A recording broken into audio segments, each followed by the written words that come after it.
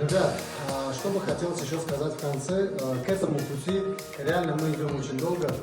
Если в отношении меня, то 4 года уже работаю именно значит, с голубями, чтобы создавать интересные линии голубей, чтобы голуби низко подходили, чтобы высоко тянули, чтобы много играли.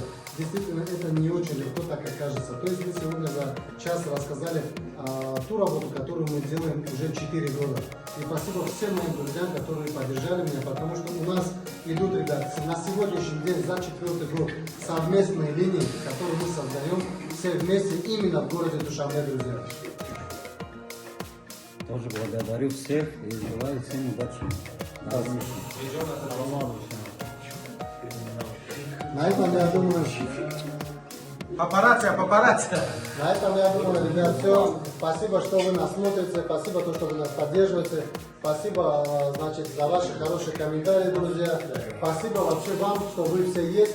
И самое главное, как я всегда говорю, чтобы голуби объединяли все народы, вне зависимости от их наций и от их религий, друзья.